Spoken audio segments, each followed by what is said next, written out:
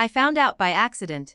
A cousin posted a photo of the wedding program online, cream caper, gold script, the bridal party listed in careful symmetry. I zoomed in out of habit, not expectation. My name wasn't there, not as sister of the groom, not as family, not anywhere. At first, I assumed it was an early draft. A formatting mistake. Something minor. It wasn't. When I called my mother, she spoke gently, as if explaining weather. "It's just simpler this way," she said. "Your brother didn't want distractions." "Distractions," I repeated. "You know how people get," she added. "The uniform, the rank, it shifts attention." There it was. Not anger, not accusation, just a quiet request to make myself smaller. I had missed birthdays, anniversaries, even last Christmas because of deployment cycles and command obligations. I had accepted that distance as part of the cost. But this was different. This was removal. I wouldn't cause a scene. I said, "We know," she replied quickly. "That's not what we mean." But it was. They didn't want the comparison. My brother marrying into a polished, socially prominent family. Me arriving in a dress uniform with a single star on my shoulder, visible, undeniable. They preferred absence over imbalance, so I said nothing. I didn't RSVP. I didn't argue. I let the narrative form without me. She couldn't get leave. She's stationed overseas. Scheduling conflicts. Silence is something I've trained in. It doesn't always mean surrender. 3 days before the wedding, I received a call from the event coordinator. "General," she said, formally, efficiently, "we're finalizing the acknowledgement segment for the Heritage Military Family Grant. We were told you'd be to represent the command." I paused. "The grant is partially funding the venue restoration," she continued. "Your office confirmed attendance months ago." Of course they had. My signature was on the approval. No one from my family had mentioned that part. "I'll attend," I said. The line went quiet for half a second. Relief on her end. "Wonderful. We'll reserve front row seating for the recognition moment." Front row. When I hung up, I sat very still. This wasn't about revenge. It wasn't even about pride. It was about professional responsibility. The grant wasn't personal. It supported military families broadly, including people who would be in that room. If I didn't attend, it would reflect poorly on my command. So I pressed my dress uniform. I chose the standard configuration. No additional decorations beyond what regulations required.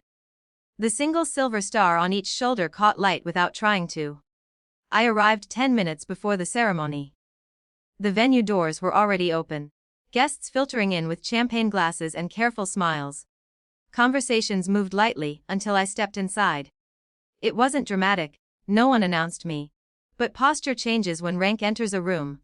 It's instinctive. A retired colonel near the aisle noticed first. He straightened immediately and gave a small nod of recognition. Others followed his gaze. Whispers began, not malicious, just curious. My brother saw me from across the foyer. For a split second, his expression was unguarded, surprise, then calculation. "You're here," he said when I approached. "Yes." A beat of silence. "We thought you were deployed." "I wasn't." He glanced at the insignia, then away. "This wasn't meant to be political," he said carefully. "It isn't," I replied. The coordinator had placed me near the front, but slightly to the side. Close enough to be visible. Not central. I watched my brother exchange vows. I meant it when I hoped he would be happy. That part was uncomplicated. After the recessional, during the reception transition, the NC tapped the microphone. "Before dinner," he announced, "we'd like to acknowledge the Heritage Military Family Grant which helped restore this historic venue. Representing the command that approved the grant, we're honored to have Brigadier General," he said my name clearly. There was applause. Polite then warmer as guests processed the title. I stood. Walked to the front. Accepted the brief plaque prepared for the foundation. I kept my remarks under a minute. Spoke about service families, community support, the importance of shared spaces, professional, neutral, no reference to family, no undercurrents. But when I stepped down, the room had shifted. The whispers were gone, not because of intimidation, because context had replaced assumption. My mother approached me near the dessert table. "You didn't tell us," she said softly. "It wasn't relevant," I answered. Her eyes moved to the star on my shoulder. It is now. I didn't respond to that. My brother joined us a moment later. His tone had changed, less defensive, more uncertain. We weren't trying to erase you, he said. I know. I replied. And I did. They were trying to control optics, not wound me. But impact doesn't depend on intent. Guests passed by offering congratulations. Some thanked me for service. Others asked neutral questions about postings and community programs. No one laughed. No one looked confused. They simply adjusted. I stayed for exactly 40 minutes after the acknowledgement. Long enough to fulfill presence. Not long enough to linger in unresolved tension. At the exit, my father caught up with me. You've done well, he said, in the tone he once used when I brought home report cards. I've done my job. I corrected gently.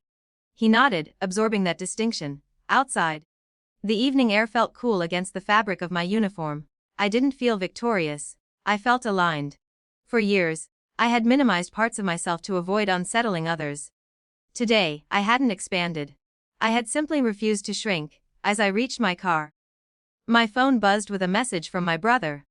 You should have been on the program. I read it twice. Maybe next time, I thought. Not because they finally saw my rank, but because I finally stopped accepting invisibility as the price of belonging.